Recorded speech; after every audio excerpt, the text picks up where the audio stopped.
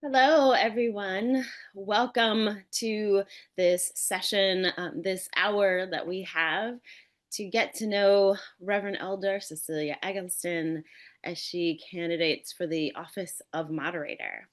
My name is Reverend Dr. Tijuana Gray, and I have the honor of serving as chair on the moderator nominating committee. And I get to be your host for this session tonight, or this morning, this afternoon, wherever you are. Just a couple of logistics, which I will go into detail on later. First of all, hopefully you saw the slide when you first came in. This session is being interpreted live into, I can't remember all the languages. If I try to say them, I will say it wrong.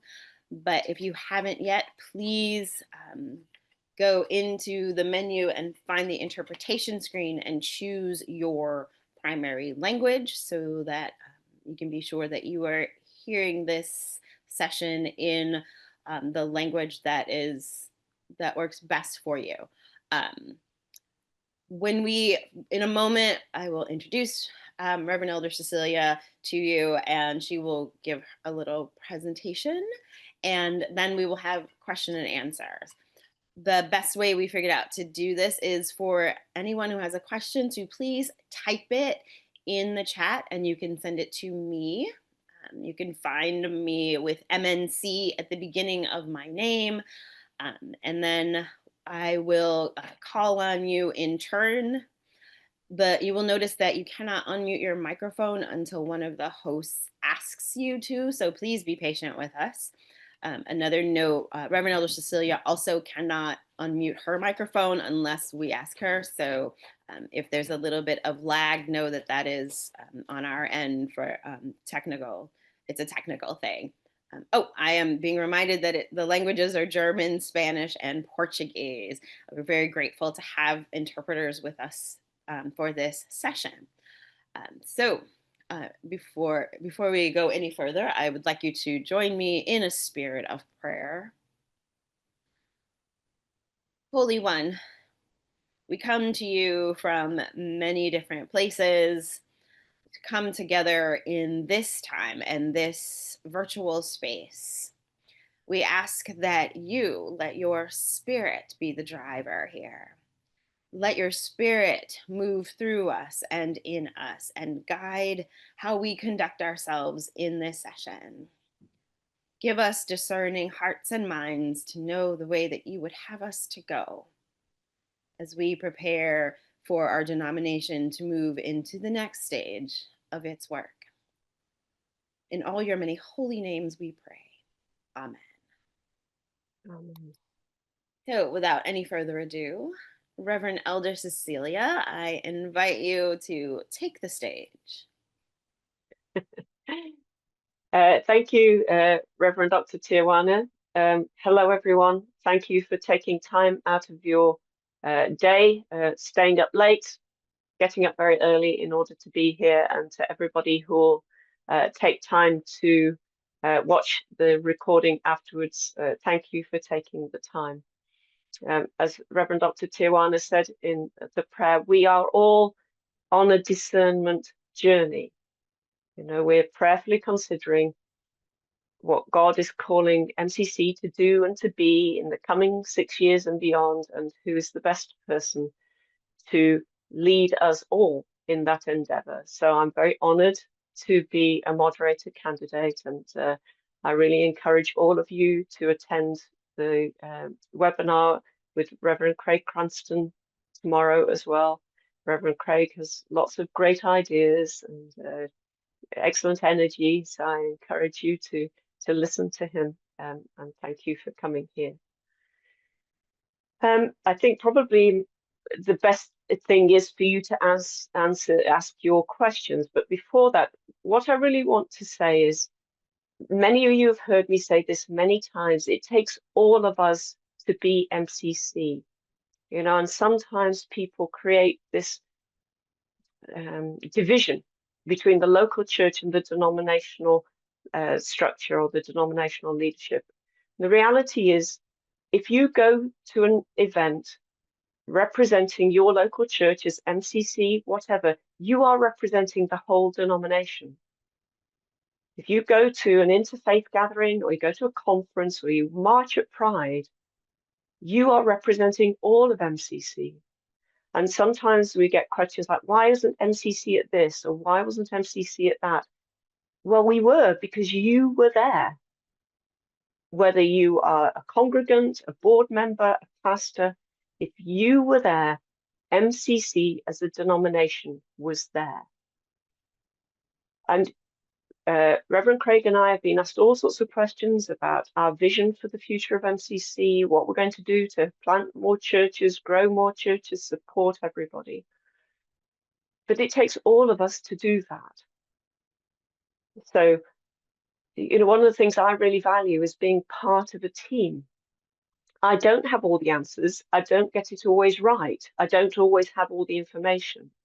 And so it's really important that we work together. I really value the governing board and the council of elders, the MCC staff, and now our network leaders who are really rising up and doing fantastic things. And I love meeting with you. I talk to local pastors on a reasonably regular basis and some lay leaders, and I always learn something. I always see a new perspective. And so I don't have all the answers. And to a certain extent, none of us are going to know what's going to happen in the next 6 years. When I started 6 years ago, I couldn't have told you that this is where we would be now. And so the future is unfolding.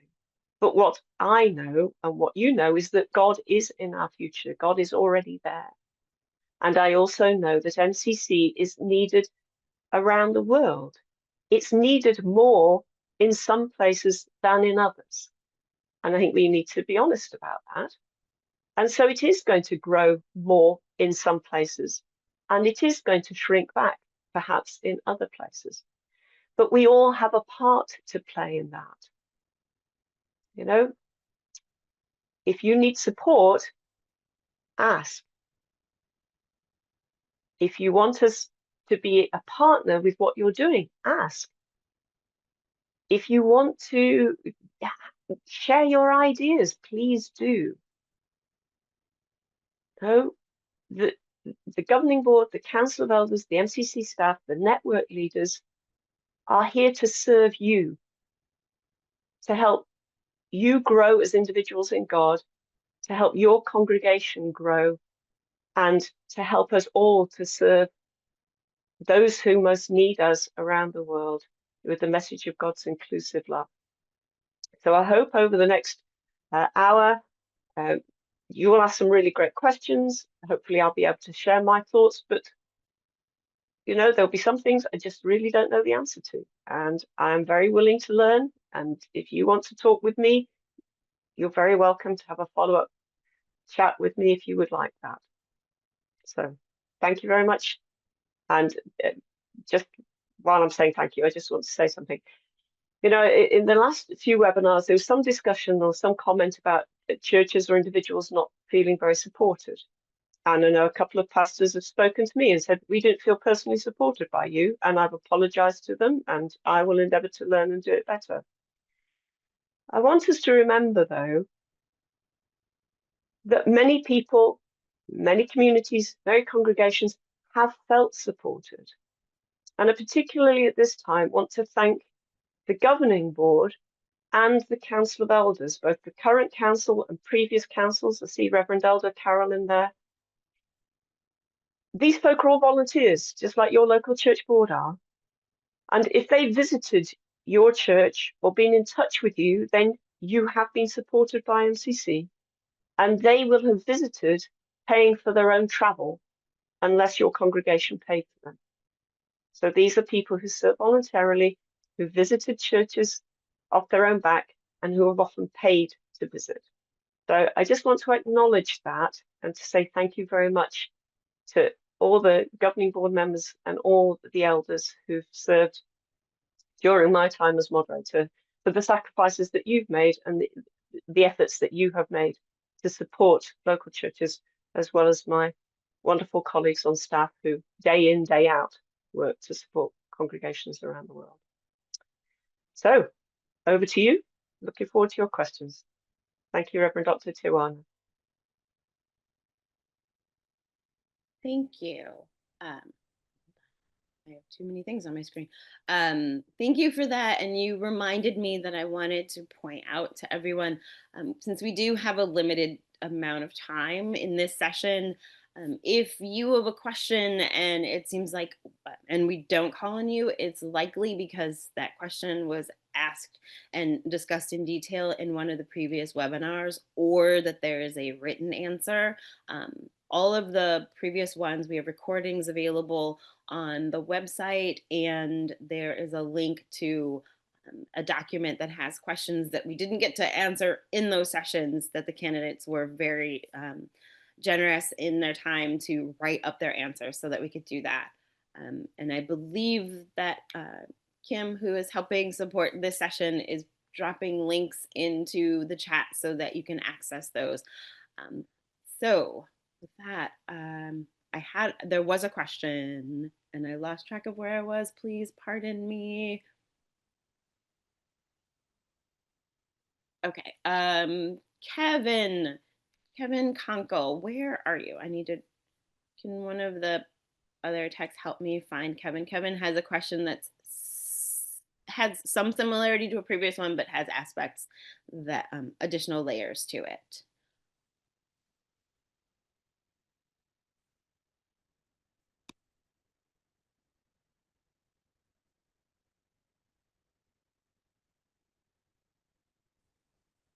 Hello. Oh wait, we lost you. There you go. I think we're having a little technical difficulty with Kevin. We've got frozen, so I'm gonna ask the question, and then if we need some follow up, we'll try to get live again. It's a two-part question. UFMCC is woefully lacking clergy and especially pastors. Many of our churches go years without a settled pastor. What are your feelings on other paths to ordination that do not require an MDiv? And what are your plans to reform the process and recruit clergy/pastors? Thank you for your question, Kevin. Reform is already underway. Reverend Kathy Alexander is meeting with the members of the Council of Elders, and they're currently reviewing the clergy manual and the process for ordination. The Commission on Rites and Sacraments, as part of their work, after General Conference in Phase 2, if the motion gets passed that those of you who had the business meeting pack will have looked at, they also will be looking at ordination because it's one of our rites and sacraments. So it's being reviewed in two places. We spent a lot of time in the old days of the General Council discussing whether an MDiv is needed. And this is something that's quite specific to the US. It's not something that applies to other places around the world. I personally don't have an MDiv. I think there will always be congregations with MCC that require a pastor to have an MDiv, and there will always be people within MCC who are lifelong academics and learners who want to do an MDiv, and both of those things are excellent. Do I think every single person who pastors a church needs to have an MDiv? To be honest, no, I don't, because I think it will, the skills that are needed to pastor today are wide and varying, and we need to adapt with the times and equip our leaders, whether they're lay leaders or clergy, for the times that we're in. I've said to Reverend Kathy several times, I think there should be compulsory units on social action and justice work so that people actually know what to do, how to community organize, how to get in touch with other people in their area, how to conduct themselves on a pride march, what sorts of things work. Some of us just learn this by trial and error. Some of us are not natural activists. And these are the sorts of things that should be foundational to who we are as MCC, and so it should be included in our training for leaders. So that work is already happening. How quickly it will happen, I don't know, but it's been going for a few months now. So the next thing that it would happen is that it would go to the full Council of Elders for their approval, because they're responsible for the ordination process. Thank you for your question. Thank you. Kate H. There we are. Kate H has a question. Kate H from the UK.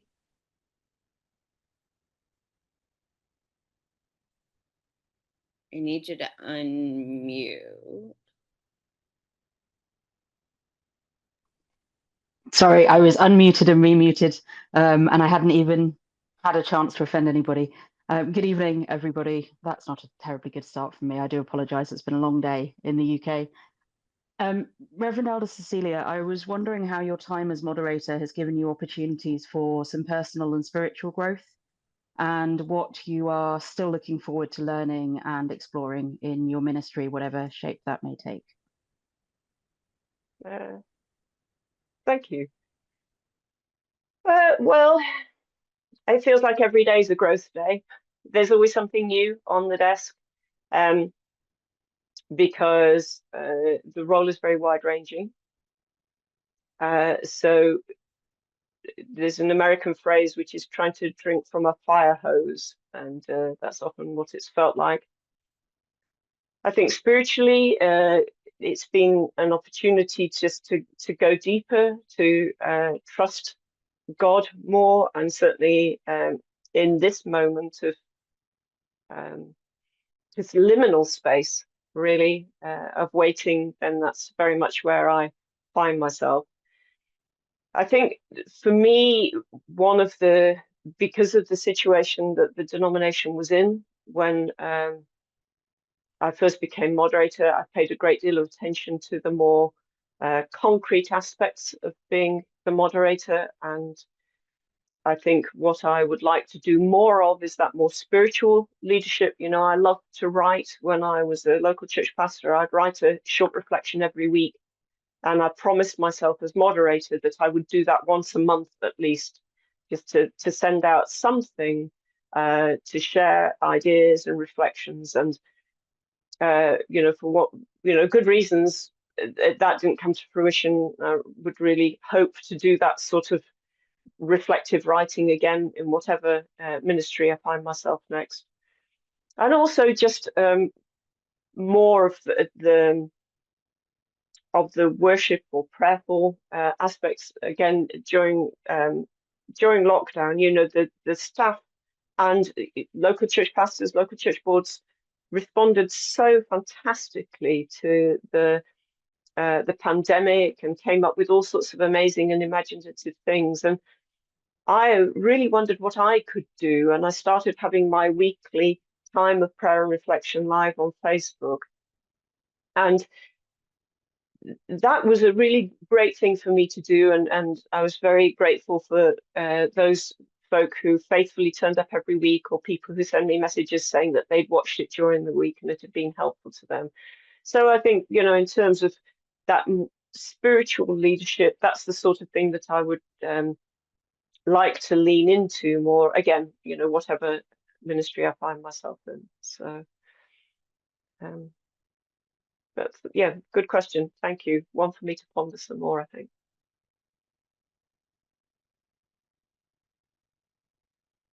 Thank you. Leah Rossetti has a question that is there. It's similar to one that has come up in the previous webinars, but a couple of people are asking along the same lines in this session. So I'm going to ask Leo Rossetti to share his question, please.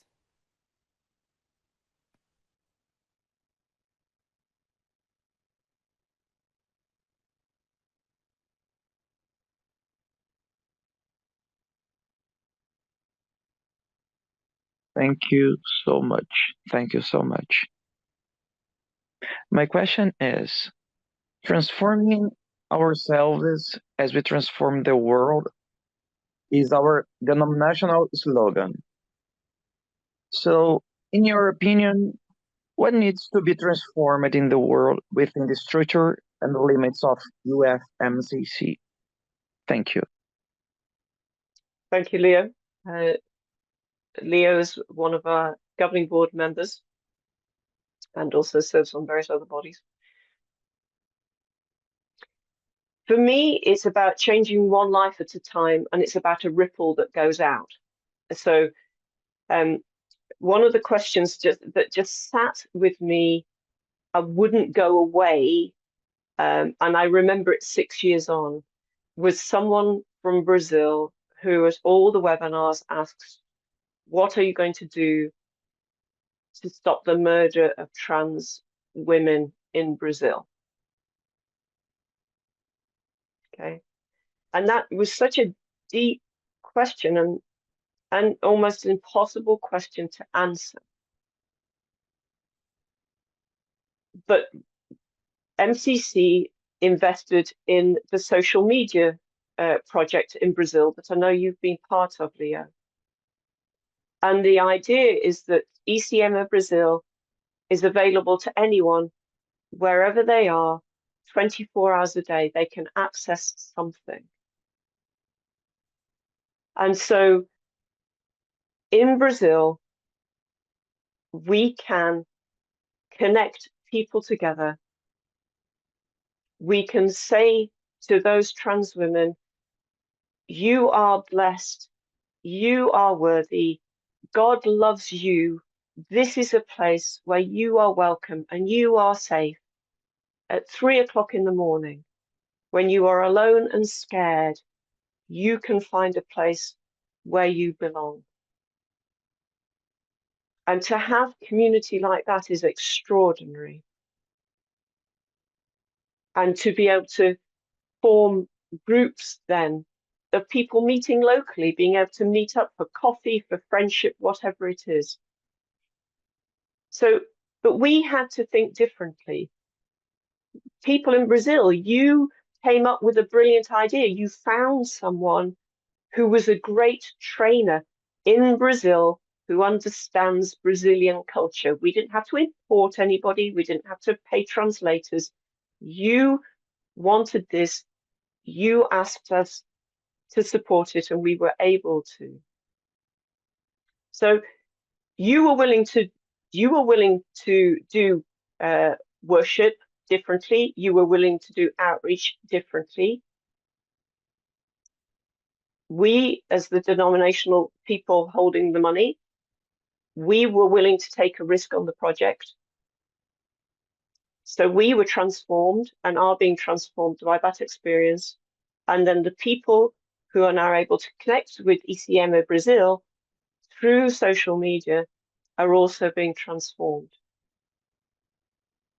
And if that saves the life of one trans woman in Brazil, then that's all been worth it.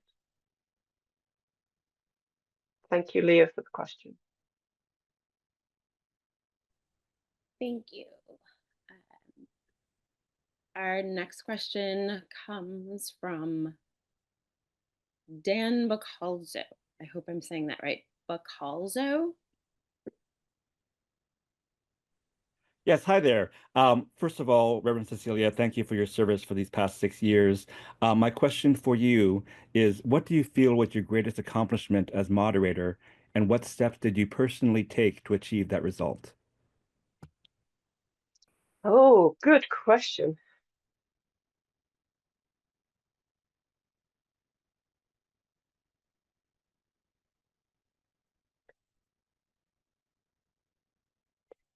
Well, I'm gonna say two, because I think one is getting the finances sorted out, because that was grave in 2019, and that is down to the generosity of many people.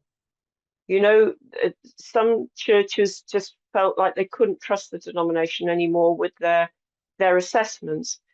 Individuals who had supported the Moderator Circle felt that they couldn't trust the MCC anymore with their funds. And, you know, the governing board at the time was doing the best they could under the circumstances.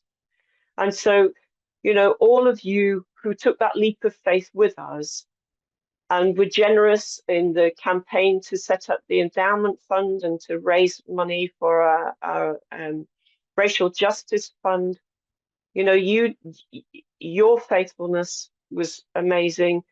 The governing board, the finance committee, again, half the finance committee are volunteers. You know, they did a fantastic job, and the staff just were such good stewards of the resources.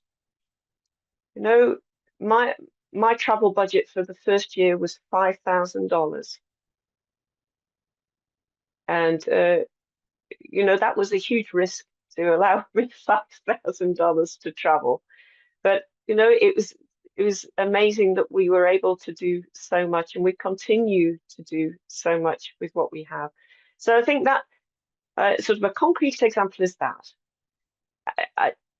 I think the other thing that I feel is that more people have hope for MCC now. I remember before the election, I had an email from someone who was very, very disillusioned and just said, you know, there's a group of us thinking we're just going to break away and we're just going to form our own little organization. And after I was elected, the same person wrote to me, said, oh, I'm willing to serve on any team you set up. You know, I'm excited and I have hope. And it's been a very difficult 6 years. And, you know, we have lost churches and we have got a gap in, you know, the number of pastors that we need and the number of pastors we've got. You know, it's not all rosy by any manner of means. And I know that. But, you know, we've achieved so much together. And, you know, that feeling of being in it together and working together and growing together, I think is one of the things that I'm most proud of too. Thanks for the question. Thank you. We're trying to communicate back here so we can move this part a little bit faster. Okay. Nancy Baca. And before Nancy asks the question, I just want to remind people, if you could send your questions to me, MNC Tijuana, and because I think they're going to multiple places and then they're having to get sent to me. So if you could in the chat find me so that I can move that part a little bit more quickly. Do we have Nancy?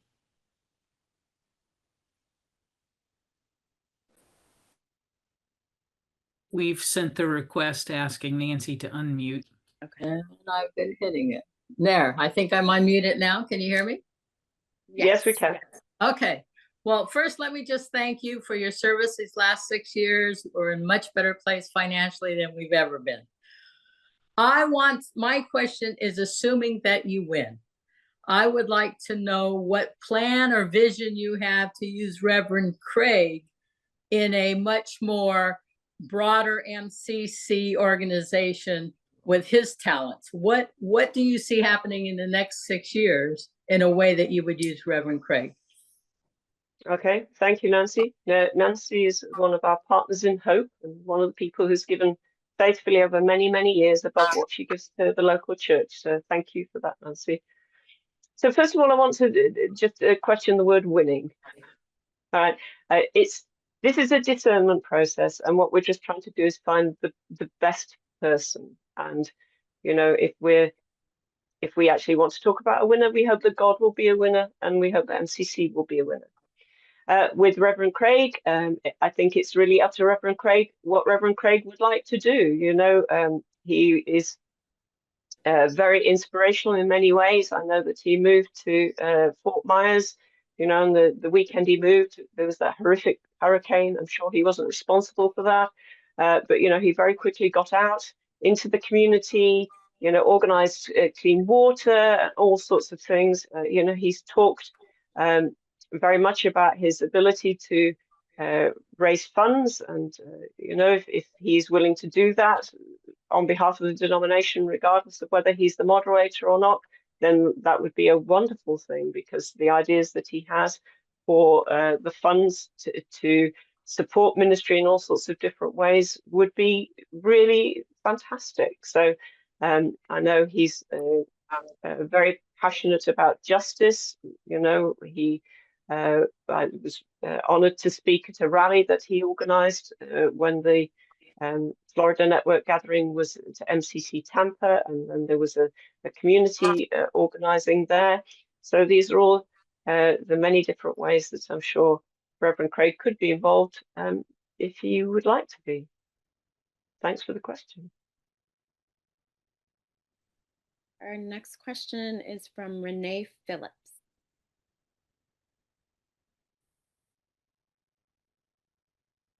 Hello, Reverend Cecilia. Hello, Reverend Renee. My question is, do you believe that there's a need for some structural changes as we move forward? And if so, what might that look like? Okay. Reverend Renee is one of the candidates for the governing board.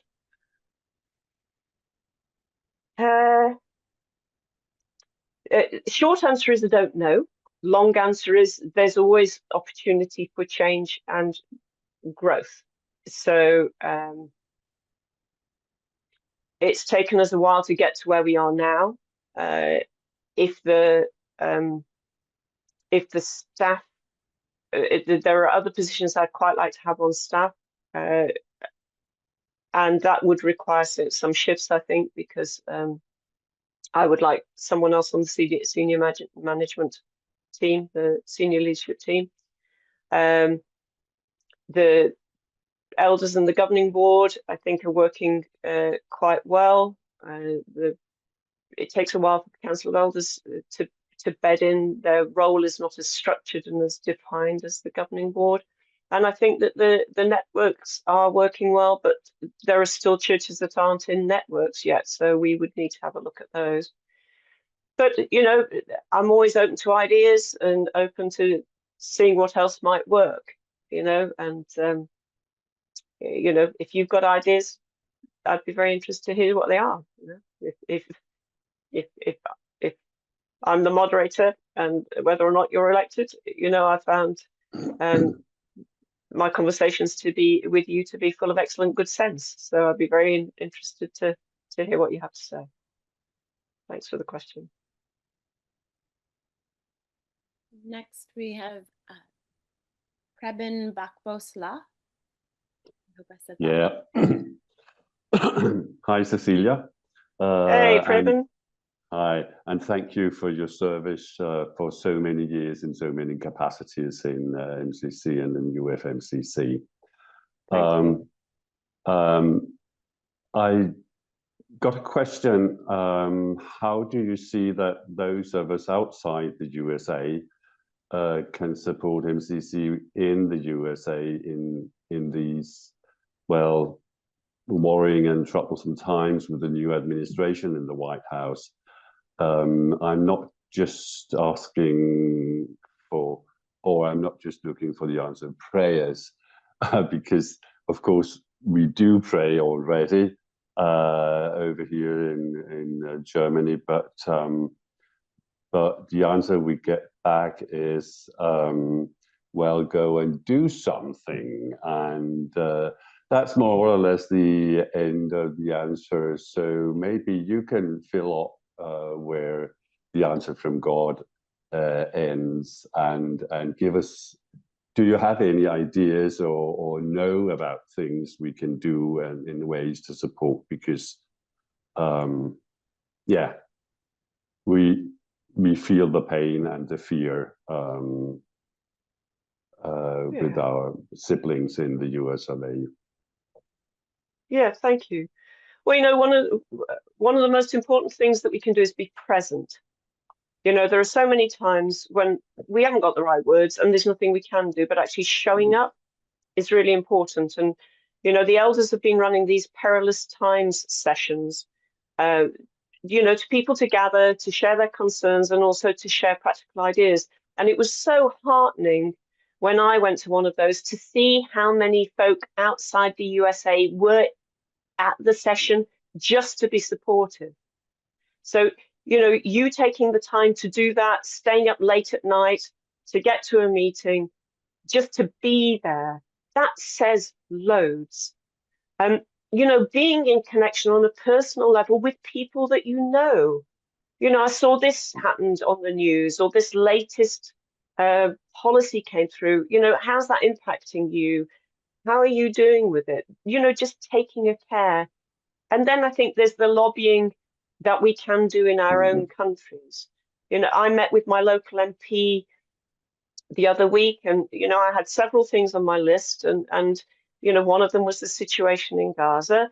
And it's like, what pressure can we put on our own governments to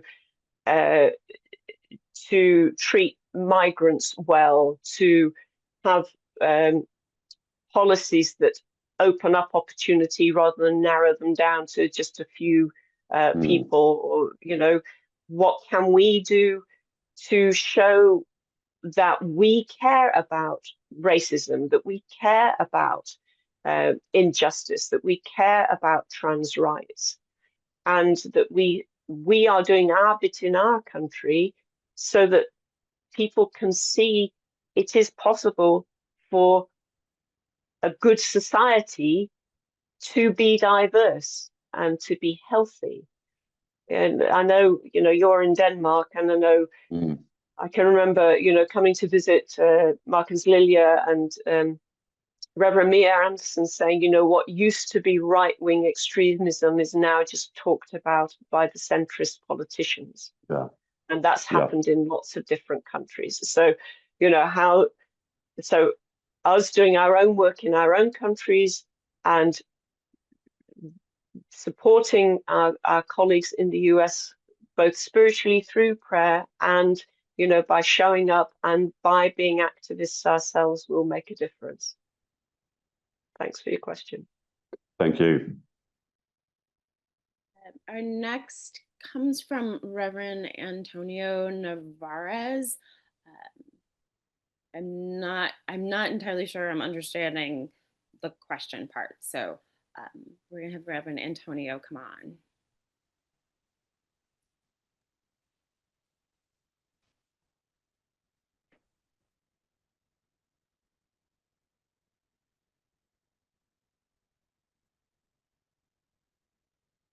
This may take a moment.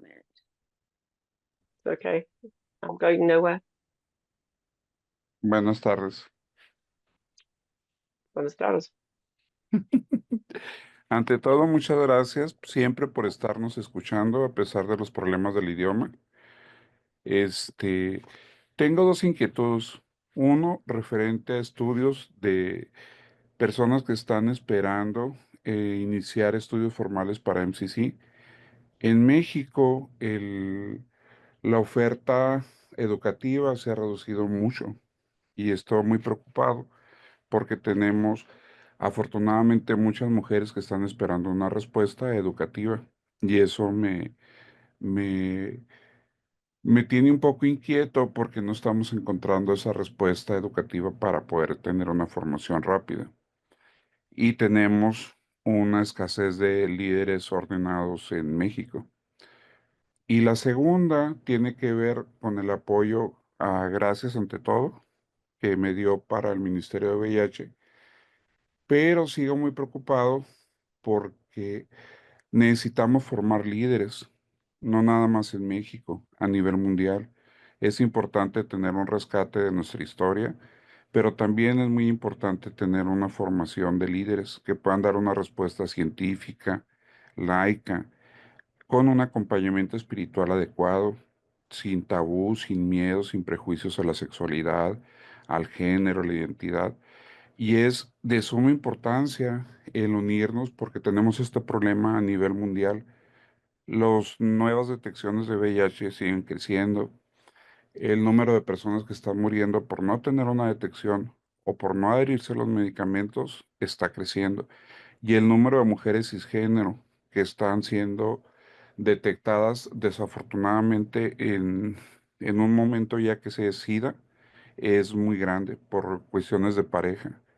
La heteroflexibilidad está creciendo y las cuestiones morales dentro de las iglesias nos están estorbando. Necesitamos incidir en sexualidad, en, en ver a un Dios sin tanto miedo a expresar la información. Yo siempre les digo que uno de los regalos que nos manda Dios es el condón. Ahorita es el PrEP y necesitamos acudir a nuestros líderes a nivel mundial para poder incidir en la respuesta al VIH. Es hora de tenerlo. Es hora de que se acabe el SIDA en el mundo. Gracias.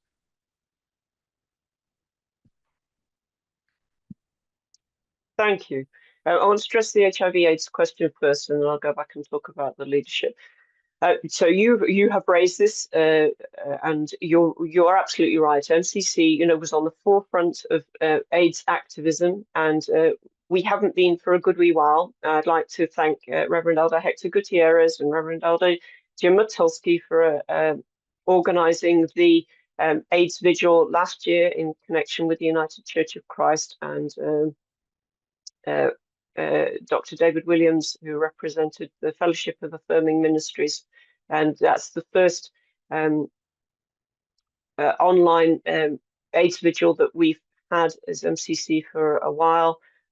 Reverend Elder Hector Gutierrez is also working with other folk to reinvigorate the kinship group for people living with HIV, because people want to be connected in that way.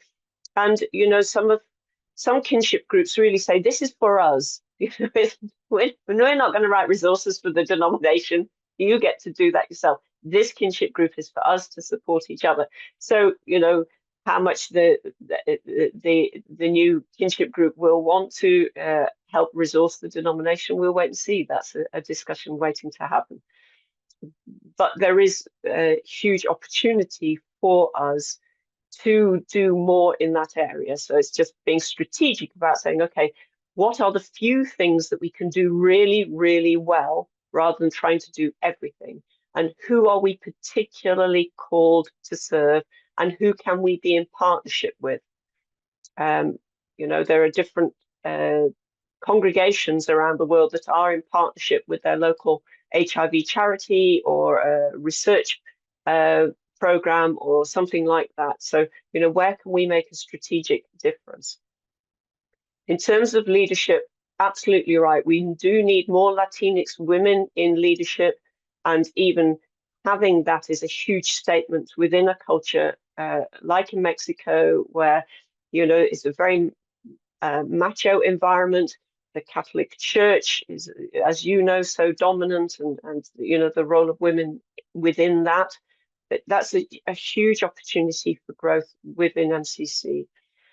I don't know what the particular difficulties are around leadership development. I'd be curious to find out more. I do know that the Ghana Institute is now up and running again, and it is offering courses in Spanish and I hope in Portuguese. So that is an opportunity for people to learn through MCC. I know that Reverend Elder Hector has been in dialogue with a seminary, I think, of a place that would accept MCC students. I think there's a lot that we could do ourselves within Mexico, bringing people who perhaps aren't living in Mexico but are Spanish speakers, who could come in and run intensives and other specific courses, the readiness to enter vocational ministry, retreat, those sorts of things. I know Reverend Kathy Alexander is very involved in the planning of all those things. That's part of her role. So I'm excited to hear that there is growth happening in Mexico. I know that we just had an application from one emerging church to become an affiliated church, and we're expecting a couple of others from Mexico. So that's very exciting.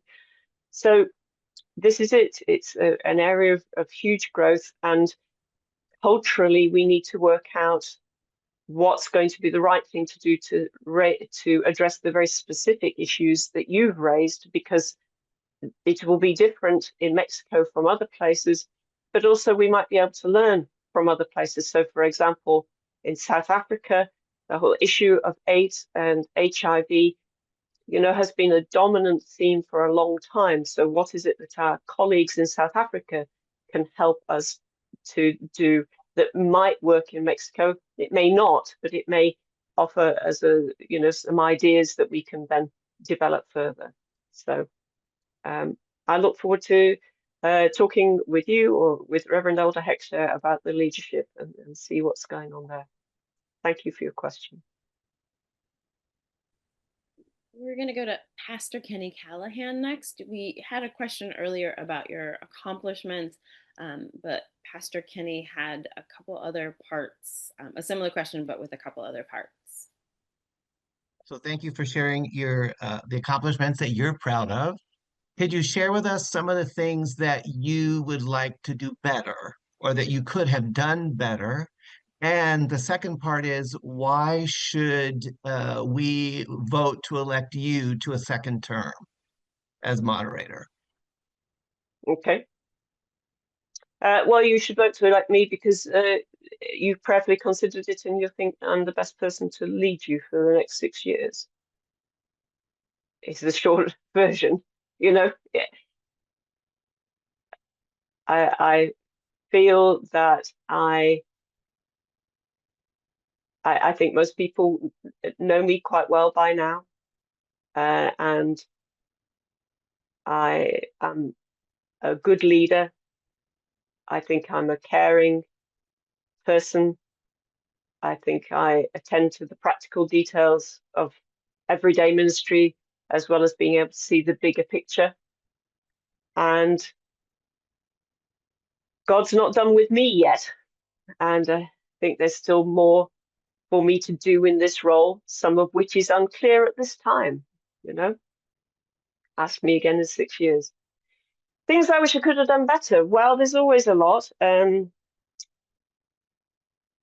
think there's been a gap in perception between what I thought people needed and what some people have told me they required. And, you know, going back to Praben's point about being outside the US, you know, I was a pastor for 9 years in the UK. I never once thought, I wonder if the moderator is going to call me. I had no expectation that the moderator would call. I think for many of us outside the US, we don't have any expectation the moderator will take the time to talk to us specifically. You know, the feedback that I've had is that for some people in the US, that was something that they expected me as moderator to do. So, you know, if I was honored to serve again, then I would pay more attention to that, because that's obviously a need that some pastors have articulated. I think, you know, I just know more now, and perhaps I would ask better questions. I think I would intervene earlier in some situations. I think I have quite a, what's the word? I like empowering people to get on with things. And I think I would take a keener interest in the progress of certain projects in a more intentional way. So I think it's a really hard balance. And, you know, as a senior pastor of a larger congregation, you will understand this, because you have a team, you have ministry leaders, and so you think, well, they're going on with that. And then you discover there's a bump in the road, but you didn't know. And it's not anybody being deceptive or anything else. It's just, you know, you're all over everything and you just don't see that bump in the road. So I think for me, some of that would be actually, you know, being more hands-on in certain areas where we see this as an absolute priority. And, you know, I've talked with the senior leadership team, and the most recently in the most recent staff meeting, and we were discussing something, and one of the staff asked a perfectly legitimate question. And I just said, it's been a failure in my leadership. You know, and it's just being honest about that. And, you know, it was a really good question, well thought out. And yeah, I didn't come up to standard in this particular area, and I would need to get better at it. So, and, you know, the reason it came into the staff meeting was my attempt to get better at it. So, you know, there's always things to learn. And, you know, sometimes you can only learn by doing. I think right at the very beginning, if I was doing some things now, I would do them differently because I know more, especially around racism and white supremacy, which I didn't know then. But, you know, I've taken time to educate myself, and I would have handled certain conversations or certain situations differently. But I think at the end of the day, you can only do the best you can on that day. Could you have done better on a different day? Yes. And I think that was my consoling thought, especially at the beginning. It's like, you know, if I was doing this 2 weeks later, would I have done it differently? Would I have done it better? Yes. But in the moment when I was doing it, did I do it the best I could? Yes, I did. And when you're faced with difficult decisions and you make a decision and then other information comes to light, you might have think, well, I should have made a different decision, but you can only make a decision with the information you have at the time. And the best thing you can do if you get new information is change your mind and try again. And so, you know, that's about learning. It's about willing to admit when you're wrong, or willing to admit that you don't know everything, and just trying again. And some people are gracious about that and forgiving about that, and some people are not. And, you know, all you can do is just do your best each day. And that's what I try to do. And sometimes my best isn't the best it could be, but it's the best that day. Thanks for the question. I'm going to read the next question myself. It's from Reverend Dr. Neil Thomas, who is driving and unable to speak directly. As the religious world appears to be moving to the quote unquote right, how does MCC build alliance with other liberal or progressive communities globally to continue the prophetic voice of MCC in order to save Christianity itself? Thank you for the question, Reverend Dr. Neil. Safe driving. Well, we are already building those alliances. You know, I'm in good communication with the President of the United Church of Christ, where you also hold your credentials.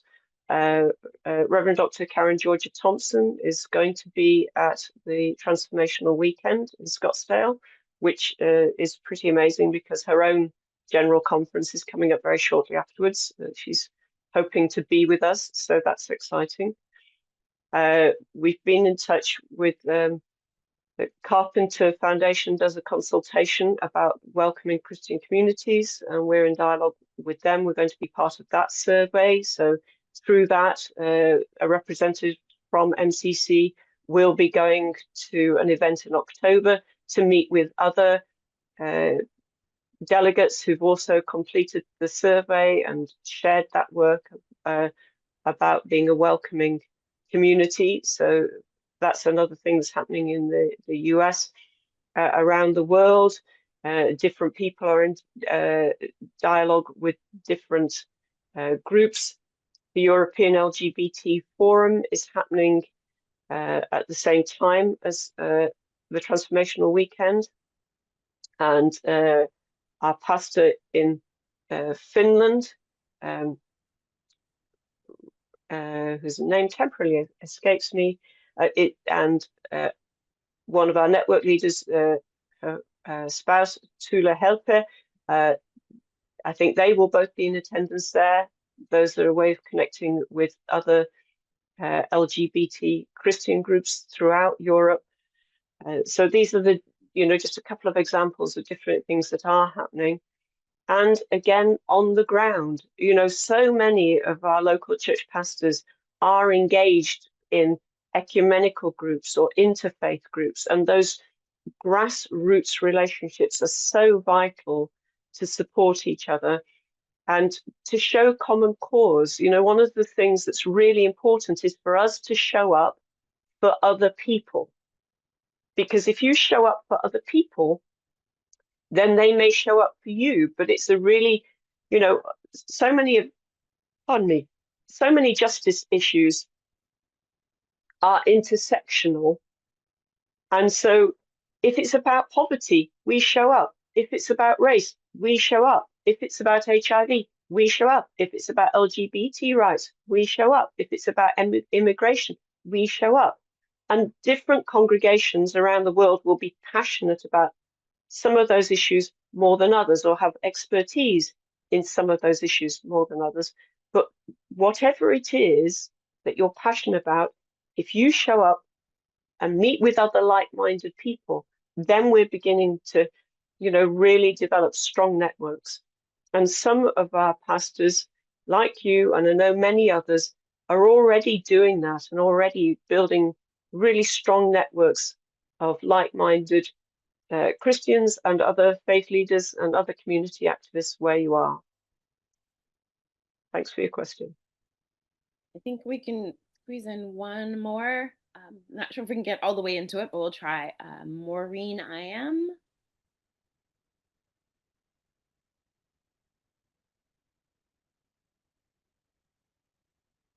Okay, thank you. It's nighttime in South Africa. Hi, my name is Maureen. I'm from Hope and Unity NCC, and my question is, what are the plans, or are there any plans ahead, maybe in the future, of accommodating the African context of worship and its fivefold ministerial beliefs, the acknowledgement of all gifts and fitting, and working within the MCC structures? Thank you, Maureen. Well, you know, one of the exciting things is that the African network is beginning to develop. I work with the Reverend Dexter Brecht, who's responsible for our networks, and I just appointed 4 network co-leaders to develop the African network. So that means that we are beginning to strengthen the links between the different spiritual groups that Reverend Elder Nokuthula Kaladla has been establishing, and you know, established congregations like Good Hope MCC.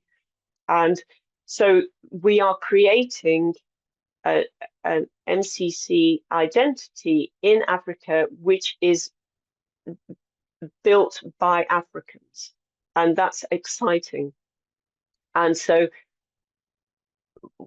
like with, you know, the question from Mexico, it's like, how do we create MCC that's culturally relevant and appropriate in the countries that we are ministering in?